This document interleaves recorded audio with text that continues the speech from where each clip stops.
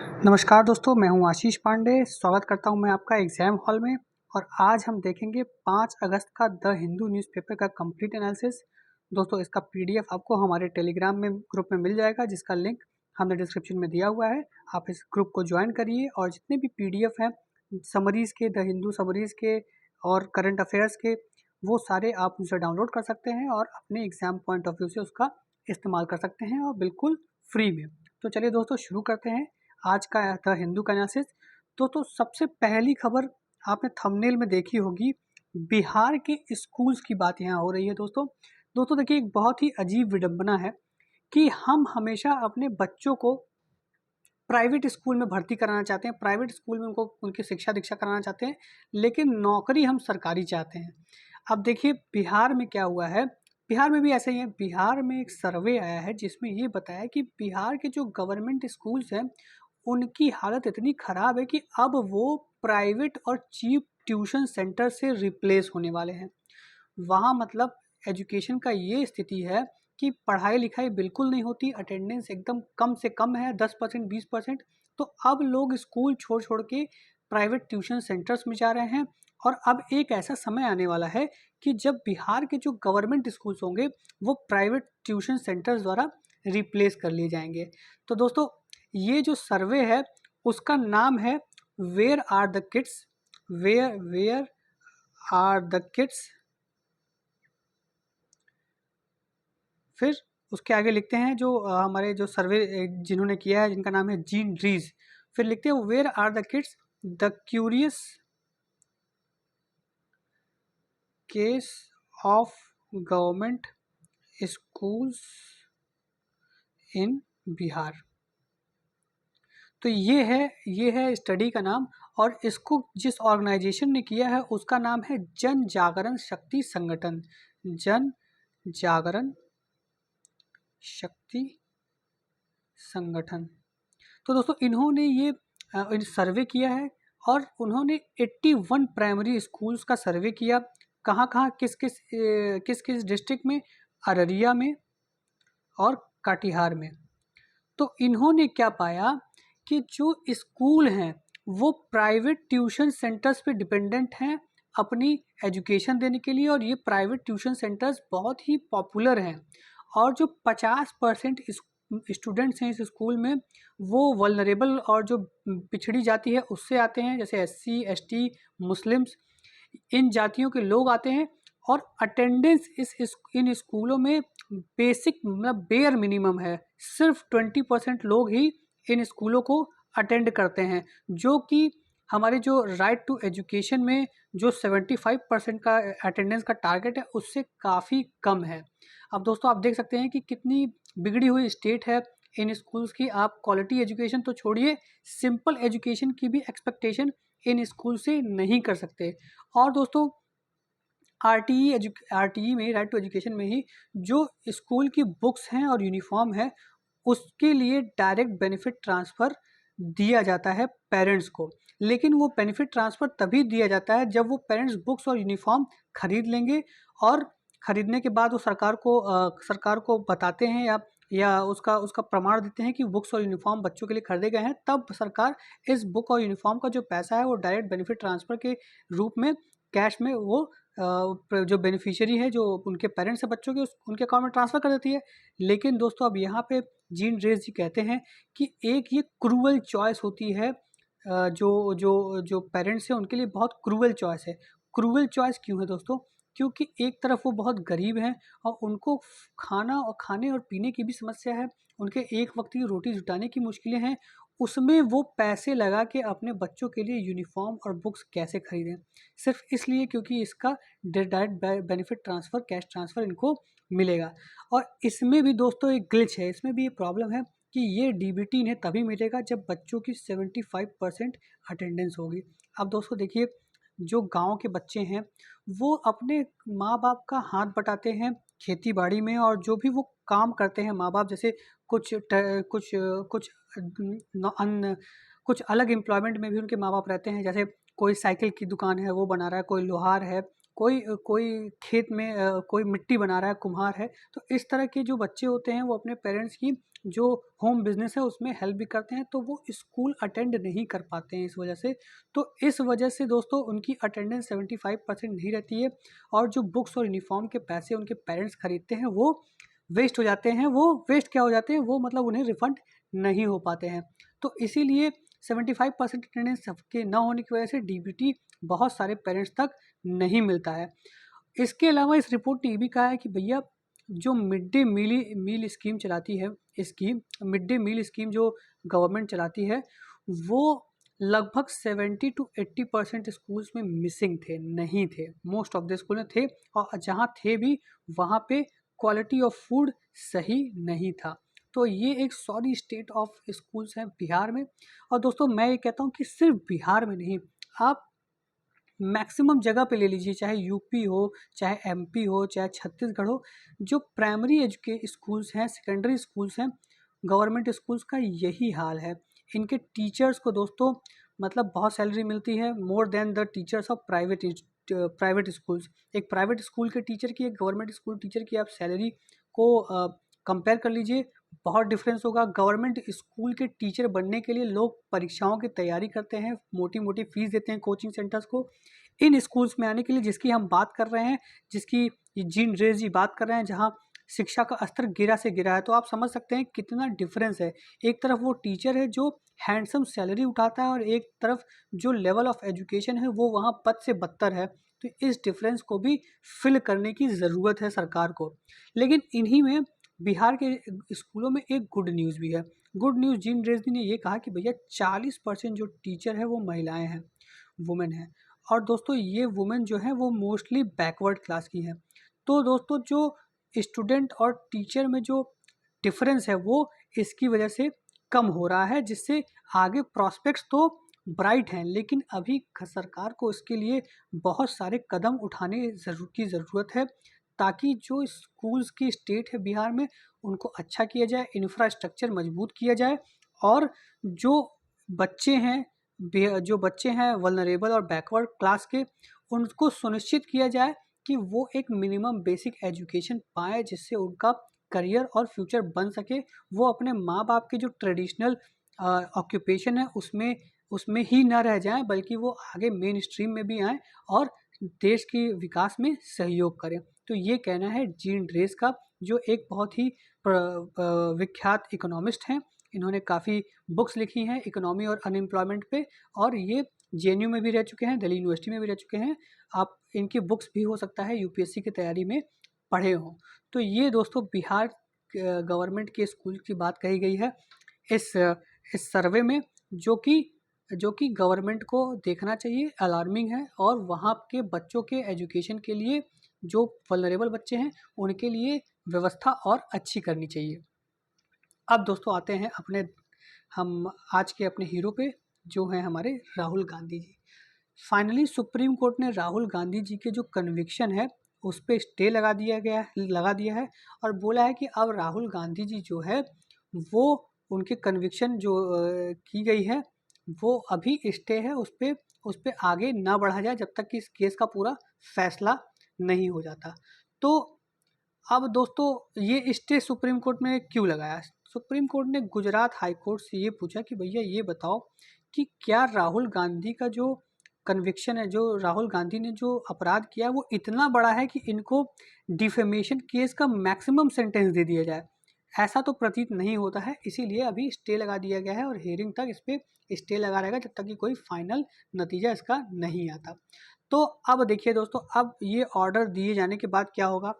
अब इनका जो डिस्क्वालिफिकेशन है लोअर हाउस से, मतलब लोकसभा से, वो कैंसिल हो जाएगा। मतलब डिस्क्वालिफिकेशन अब कैंसिल होगा और ये वापस अब लोकसभा में आएंगे। इनकी एमपी जो है सदस्यता जो as a member of parliament की इनकी जो सदस्यता है वो बहाल हो जाएगी।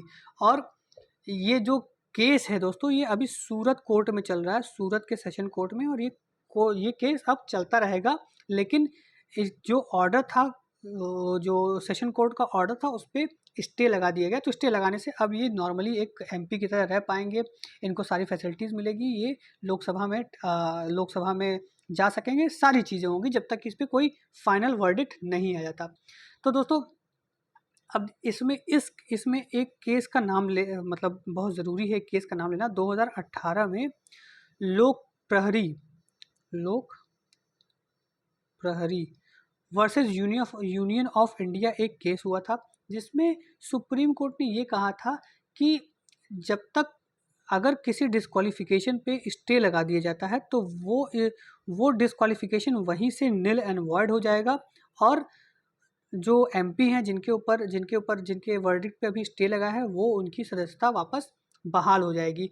और ऐसा होने से जिस भी कॉन्स्टिट्यूंसी के वो एमपी हैं वहाँ बाई इलेक्शन नहीं हो जाएगा। तो अब इस तरह से वायनाड जो इनकी लोकसभा सीट है वहाँ पे बाई इलेक्शन नहीं होगा, और जो राहुल गांधी हैं वो पार्लियामेंट में वायनाड को अब रिप्रेजेंट करेंगे। दोस्तों इस केस का क्या बैकग्राउंड है, एक ब्रीफ है, ये देख लेते हैं।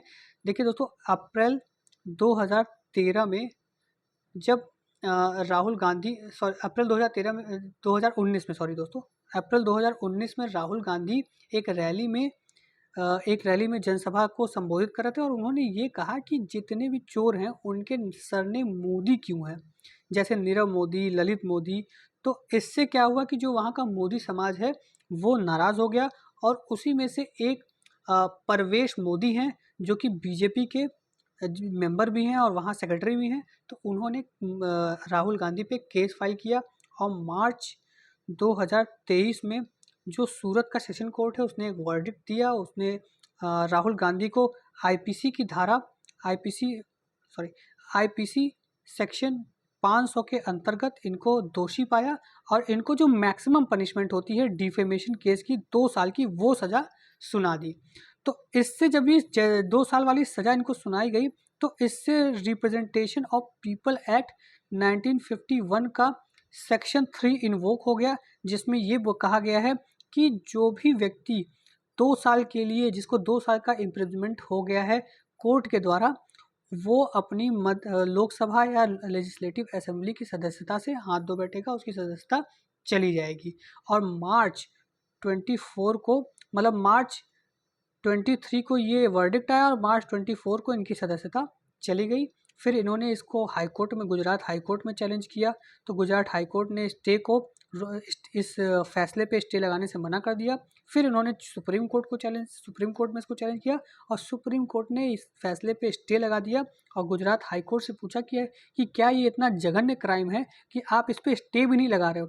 एक तरह से कटाक्ष किया, और आप देख सकते हैं कि अब जुडिशरी में भी कैसा डिवाइड आता जा रहा है, एक प्रो गवर्नमेंट और एक, आप, मैं एंटी गवर्नमेंट तो नहीं कहूँगा, एक प्रो रैशनैलिटी, कि क्या ये रैशनल है कि बस एक डिफेमेशन की वजह से किसी व्यक्ति को, चूंकि वो अपोजिशन पार्टी का है, उसको मैक्सिमम पनिशमेंट दे देना, उसको इस तरह से पार्लियामेंट से निकाल देना, उसके घर को खाली करवा देना, क्या ये एक गवर्नमेंट की मंशा पे एक निगेटिव मैसेज नहीं जाता है? दोस्तों अगर ऐसा होता कि अब तक के इस तरह के जितने केस हैं सब पे इसी तरह प्रॉम्प्टली कार्रवाई की गई होती, तो हम कह सकते थे कि ठीक है, ये राहुल गांधी के साथ ठीक हो रहा है, क्योंकि बाकी ऐसे जितने भी केसेस हैं डिस्क्वालिफिकेशन के, डिफेमेशन के, सब पे इतनी प्रॉम्प्टली कार्रवाई होती है। लेकिन राहुल गांधी के केस में जब ऐसे प्रॉम्प्ट कार्रवाई की जाए, तुरंत तुरंत उनको, उनकी सदस्यता बर्खास्त की जाए, तो ये गवर्नमेंट की जो मंशा है उस पर कुछ ना कुछ प्रश्न उठाता है। तो इस तरह की चीज़ें हैं, उसको करने से गवर्नमेंट को बचना चाहिए। अगर गवर्नमेंट ये कहती है कि ये तो भाई कोर्ट का मामला है, इसमें हम क्या कर सकते हैं,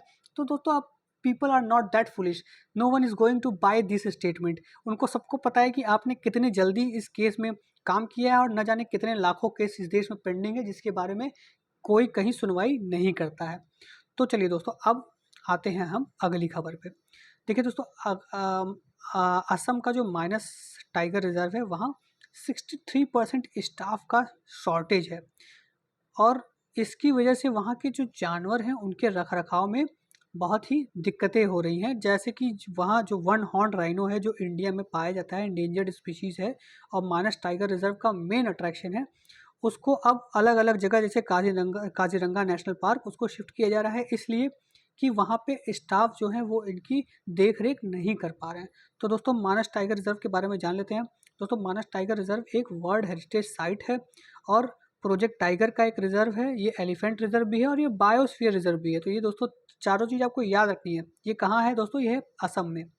तो मानस टाइगर रिजर्व क्या क्या है? यूनेस्को वर्ल्ड हेरिटेज साइट है, प्रोजेक्ट टाइगर के अंदर एक टाइगर रिजर्व है, एलिफेंट रिजर्व है और बायोस्फीयर रिजर्व है। और ये हिमालयन फुटहिल्स पे लोकेटेड है असम स्टेट में। और ये it is contiguous with royal Manas national park in Bhutan. Bhutan में भी एक रॉयल मानस नेशनल पार्क है। मानस नदी पे इन दोनों नेशनल पार्क का नामकरण किया गया है। तो उससे ये कंटिजियस मतलब उससे कंटिन्यूएशन में ये इंडिया में असम में ये नेशनल पार्क है।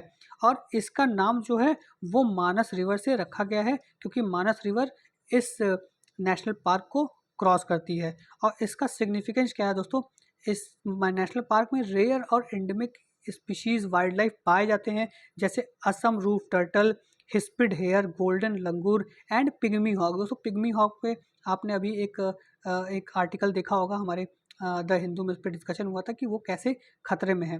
तो इन इन सारे जीव जंतुओं की जो एंडेमिक हैं वहाँ पे रेयर हैं, इनकी पॉपुलेशन मानस टाइगर रिजर्व मानस नेशनल पार्क में पाई जाती है। और वहाँ एक और जीव जंतु है, एक और फौना है जो फेमस है, वो है वाइल्ड वाटर बफेलो, जो सिर्फ वहीं पाया जाता है। और मानस रिवर जो है दोस्तों वो पार्क के वेस्ट से होके फ्लो करता है। और ये मानस रिवर क्या है, मेजर ट्रिब्यूटरी है ब्रह्मपुत्र रिवर की। और यहाँ पे राइनो पॉपुलेशंस भी दोस्तों बहुत सारा है, जो 40 के अराउंड है, जो सबसे ज़्यादा है इंडिया में। और इनके रखरखाव के लिए स्पेशल केयर किया जाता है मानस टाइगर रिजर्व में। और इन्हीं के बारे में बोला जा रहा है कि अब स्टाफ की कमी हो गई है, इसीलिए इन राइनोज को काजीरंगा नेशनल पार्क में, जो कि असम में ही है, वहाँ पे शिफ्ट किया जा रहा है। तो दोस्तों ये खबर थी मानस नेशनल पार्क टाइगर रिजर्व की। अब दोस्तों देखिए हम एनआरएफ की बात करते हैं, नेशनल रिसर्च फाउंडेशन, जो कि ये प्रपोज कर रहा है कि जो रिसर्च का डेफिनेशन है उसको और भी विस्तृत किया जाए, एक्सपेंड किया जाए। तो अब रिसर्च के डेफिनेशन में दोस्तों और क्या क्या आ जाएगा। अब रिसर्च के डेफिनेशन में दोस्तों साइंस आएगा, इंजीनियरिंग आएगी, इंफॉर्मेशन टेक्नोलॉजी आएगी, इसके अलावा लिबरल आर्ट्स भी आएगा इसमें, सोशल साइंस आएगा इसमें, और दोस्तों ह्यूमैनिटीज़ आएगा। ये सारी चीज़ें अब रिसर्च के दायरे में आएगी। और दोस्तों अब जो फंड्स हैं, इसमें जो फंड्स की बात कही जा रही है वो प्राइवेट सोर्सेज से भी लिया जाएगा। प्राइवेट सेक्टर से पहले भी लिया जाएगा, लेकिन अब इस पे ज़्यादा फोकस किया जाएगा कि प्राइवेट सेक्टर से, फिलैंथ्रोपिक ऑर्गेनाइजेशन से और इंटरनेशनल ऑर्गेनाइजेशन से फंड्स को रिसर्च में पूल किया जाए। और जो रिसर्च के काम है उस पर इन फंड्स को यूटिलाइज़ किया जाए। दोस्तों इसकी अब जो एनआरएफ प्रपोज किया गया है उसकी गवर्निंग बॉडी के जो प्रेसिडेंट होंगे वो होंगे हमारे पीएम। और जो minister of science and technology हैं, मिनिस्टर ऑफ एसएनटी, वो इसके वाइस प्रेसिडेंट होंगे। और दोस्तों इसके अलावा एनआरएफ में 5 मेंबर्स होंगे, जो कि बिजनेस से होंगे, इंडस्ट्री से होंगे और अलग अलग क्षेत्रों से होंगे, जिनको नॉमिनेट करेगी एक बोर्ड। और ये बोर्ड जो है, इस बोर्ड को कौन चेयर करेगा, इस बोर्ड को चेयर करेंगे हमारे प्राइम मिनिस्टर।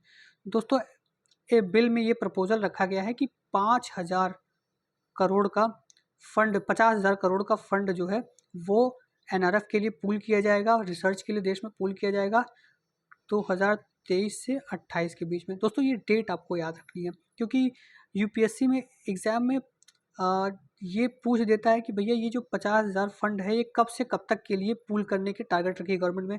तो उसमें 2023 से 25 कर देगा, 2023 से 29 कर देगा, 2025 से 30 कर देगा। तो ये आपको थोड़ा कन्फ्यूजिंग लगेगा, तो ये डेट्स आपको याद रखनी है।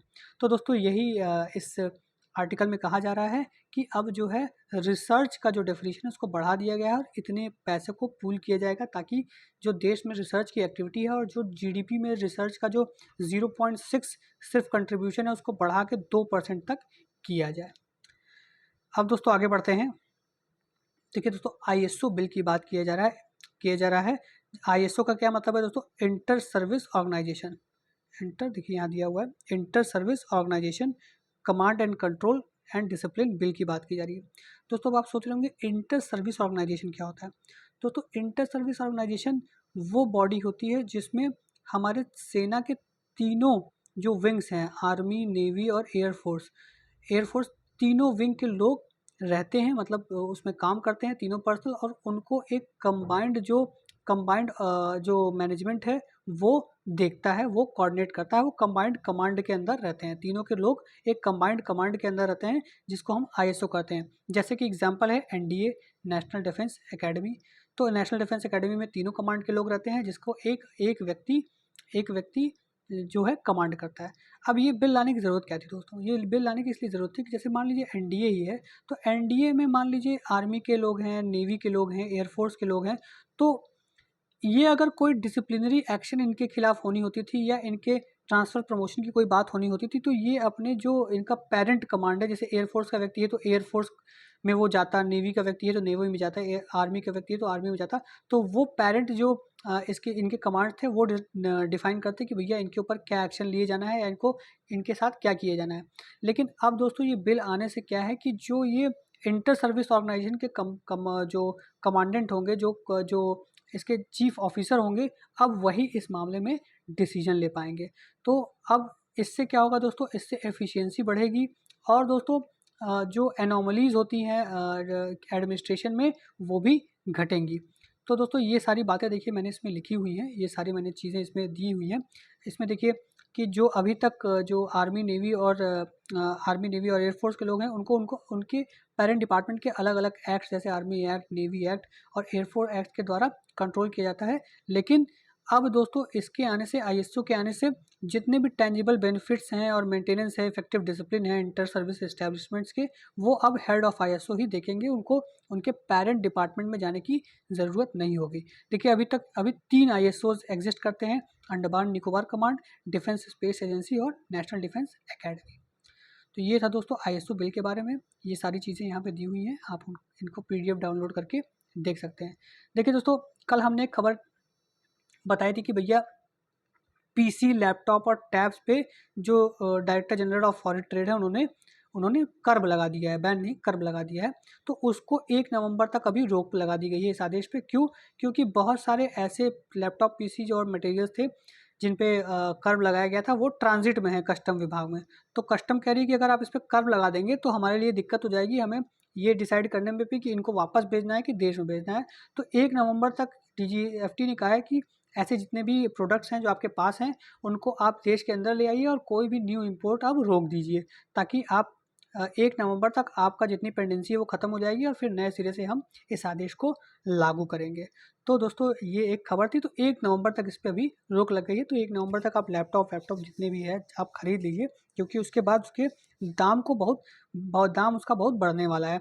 और ये क्यों किया जा रहा है दोस्तों? ऐसा कह रही है डीजीएफटी कि हमको भैया सेल्फ सफिशिएंट होना है और ये लैपटॉप, टैब्स ये हम अपने देश में ही असेंबल करेंगे, बनाएंगे और हम विदेशों से उसको इंपोर्ट नहीं करेंगे, खासकर चाइना से, क्योंकि इंपोर्ट के चक्कर में चाइना मालामाल होता जा रहा है और हमारा जो ट्रेड बैलेंस है वो चाइना के फेवर में झुकता हुआ दिख रहा है। क्योंकि भाई कल हमने देखा था कि काफ़ी बड़ा मार्जिन है चाइना और जो सेकंड नंबर की इम्पोर्टेंट कंट्री है हमारे देश में लैपटॉप्स और पीसीज की, उनके बीच में काफ़ी मार्जिन है। चाइना जो सबसे ज़्यादा इंपोर्ट करता है ये लैपटॉप पीसीज, वो 900 मिलियन डॉलर, 9,000 मिलियन डॉलर हमें इंपोर्ट करता है। और उसके बाद हांगकांग हमको इंपोर्ट करता है जो लगभग 1400 मिलियन डॉलर हमको का इंपोर्ट करता है। देख सकते हैं दोस्तों, लगभग 7,500 मिलियन डॉलर का अंतर है इसमें। तो इसी को अब कर्व करने के लिए गवर्नमेंट ने ये डिसीजन लिया है और इसको 1 नवंबर तक रोका है, उसके बाद ये लागू हो जाएगा। अब देखिए दोस्तों, IRDAI की हम बात करते हैं। इसने जो HDFC में इन्वेस्टमेंट्स है उनको होल्ड पे लगा दिया है जब तक कि HDFC के जितने बॉन्ड्स हैं वो मैच्योर ना हो जाएं। इसलिए क्योंकि HDFC जो मॉर्गेज एक ऑर्गेनाइजेशन है उससे मर्जर करने जा रही है। खबर इतनी इंपॉर्टेंट नहीं है, लेकिन IRDAI के बारे में आपको जानना ज़रूरी है। तो ये एक ऑटोनॉमस बॉडी है और स्टैट्यूटरी बॉडी है। IRDA एक्ट के अंतर्गत इसको बनाया गया था 1999 में। ये इंश्योरेंस सेक्टर को रेगुलेट करती है, ये प्रोटेक्ट करती है पॉलिसी होल्डर के इंटरेस्ट को, और जितनी भी इंश्योरेंस इंडस्ट्री है इंडिया में उसको रेगुलेट करती है। इसकी नोडल मिनिस्ट्री है मिनिस्ट्री ऑफ फाइनेंस, इसका हेड ऑफिस है हैदराबाद में। और इसके कंपोजिशन क्या है दोस्तों, ये 10 मेंबर्स हैं इसमें, जिसमें एक चेयरमैन होता है, 5 फुल टाइम मेंबर होते हैं और 4 पार्ट टाइम मेंबर होते हैं, जो कि गवर्नमेंट ऑफ इंडिया इनको अपॉइंट करती है। ये क्या काम करता है दोस्तों, ये fair regulation of insurance industry, insurance industry के रेगुलेशन से के संबंधित जितनी भी चीज़ें हैं वो सारे काम IRDAI करता है। और रेगुलेट ही नहीं करता, ये भी इंश्योर करता है कि जो इंश्योरेंस इंडस्ट्री है हमारे देश में थ्राइव करे और इनके जो फाइनेंशियल कंडीशन है वो साउंड हो। तो ये भी इसका काम है। तो दोस्तों ये था आज का द हिंदू का कंप्लीट एनालिसिस। आपको कैसा लगा? हमारे चैनल को लाइक करिए, शेयर करिए और सब्सक्राइब तो ज़रूर करिए। जय हिंद, जय भारत।